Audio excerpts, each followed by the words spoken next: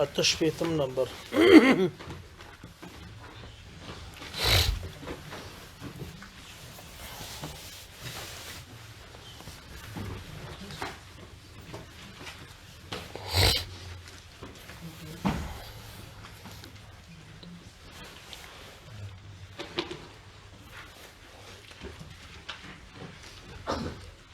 أعوذ بالله من الشيطان الرجيم.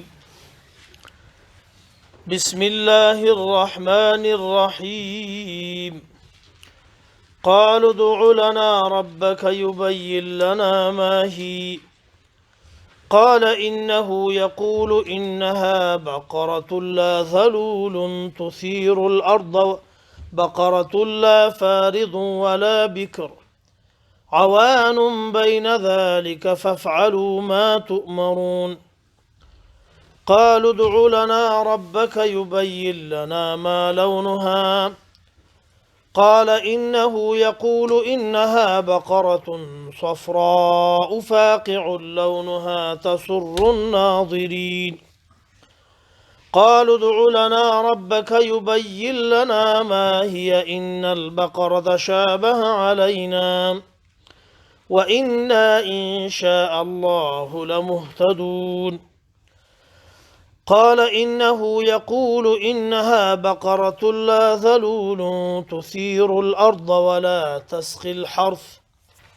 مسلمة لا شية فيها. قالوا الآن جئت بالحق فذبحوها وما كادوا يفعلون. د دې در مخکې اول به ترجمه وکړو. د لوستل شوو آیاتونو تحت لفظي ترجمه. قالوا ادع لنا. قالوا ویل یهود بني اسرائیل موسی علیه السلام ته ادع لنا اغواړه لنا زمونږ دپاره ربک یبین لنا چې بیان کی زمونږ دپاره ما هي چې عمر د دې غوا څومره دی. قال موسی علیه السلام ویلي انه شان د خبر دا دی هو دغه الله جل وعلا شانه یقول فرمای انها بقره دا غوا ده دسې لا ذلول چې دا زړه نه ده ولا بکر او ځوانم نه ده عوان بین ذلک میانه حال ده په مابین د دې زړوالي او ځوانوالي کې. فافعلوا تاسو کوي ما تؤمرون هر هغه شی چې تاسو ته امر کولی شي. قالوا ادع لنا ویلی دوباره دوی ادع لنا اغواړه زمونږ دپاره ربک د خپل پروردګار نه یبین لنا چې بیان کی لنا موږ دپاره ما لونها چې رنګ د دې غوا څنګه دی. قال موسی علیه السلام ویلی انه شان د خبرې دا دی يقول فرمای دا رب العالمین الله انها بقره دا داسې غوا ده صفراء چې زیړه ده فاقع لونها تیز دی رنگ د دې فاقع تیز دی لونها رنگ د دې دومره تیز دی تسر الناظرین چې خوشاله کوي لیدونکو لره څوک چې ګوري خوشحالیږي پې د زیړوالي نه. قالو دوی ویلي دریم ځل دپاره ادع لنا وغواړه زموږ دپاره ربک د خپل ربنا یبین لنا چې بیان کې موږ دپاره ما هي عمل د دې څه دی. دلته د ماهیه نه عمل مراد دی ځکه دا هر آیات کې خپل وروسته دغه الفاظ ده په دې باندې قرینه ده. ان البقره شابه علینا یقینا په موږ باندې دا غوا ګډه وډه شوې ده یعنی د ډیرو پښتنو په وجه باندې.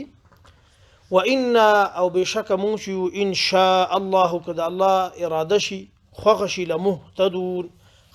خواب مقصد ته ورسیږو دا به پیدا کو.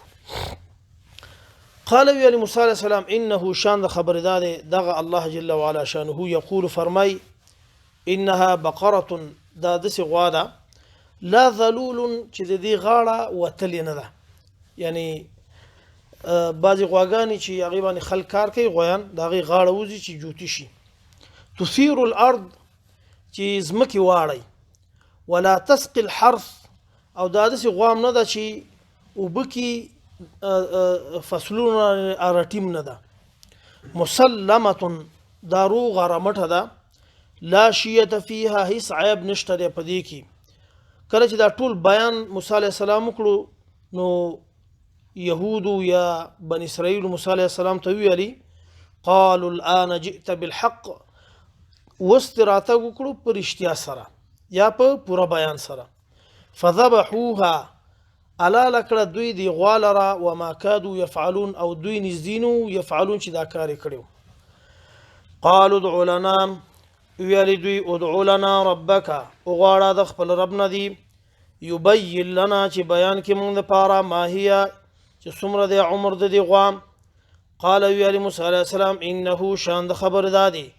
دغه الله جل وعلا شانه فرمای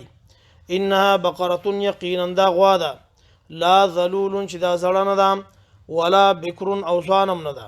عوان بین ذلک میان حال ده په مابین د زوړوالي او ځوانوالي کې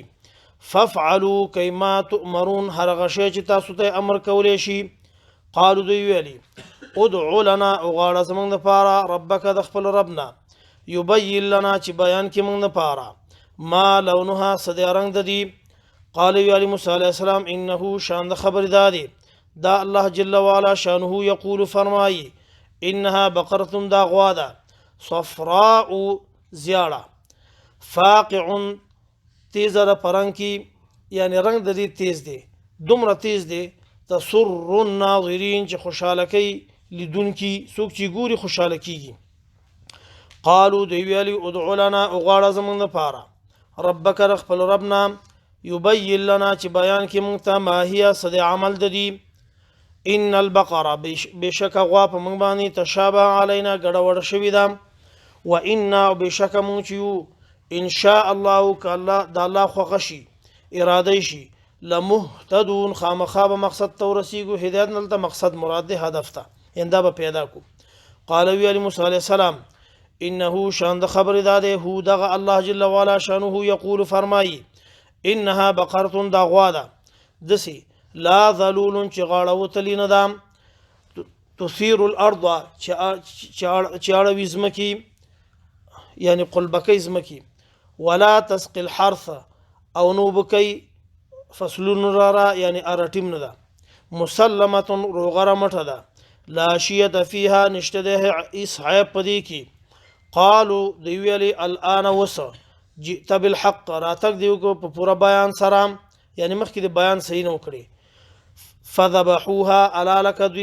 دوی دی غوالره وما كادوا او نو دی نزدي يفعلون چې دا کار کړو دا د آیاتونو تحت لفظي ترجمه وا په تیر آیات کې د دې درس هغه مهم جزئیات تیر شوی چې دا ټوله قصه د الله په امر باندې بنا و او دغه امر چې دا په ډیر اشد تاکید سره ذکر شوی او چې درې تاکیدات الله په دې حکم کې بیان کړیو یوی ان راوړو چې خامخه بشکه بل خپل نوم ذکر کړو الله ان الله ځانته نسبت کړو چې دا کار زویما دریمه صيغه د امر ذکر کړو یامرکم چې الله تاسو ته امر کوي دا یو قاطع امر د دې قاطع امر په اوریدو سره دوی د موسی علی السلام په خبره باندې باور نکړو او تمسخرنی ویل چې ته په موږ باندې ټوک کې په دې کار سره نو چون د پیغمبر مزاج خو هر چاته معلومي لکه نن وخت کې چې یو شریف سړی د هغې عادي خبرم چې د خفګان کې سړی ته معلومیږي پیغمبر شان ډېر اوچتي نو هغه چې کله ویل چې اعوذ بالله ان اکون من الجاهلین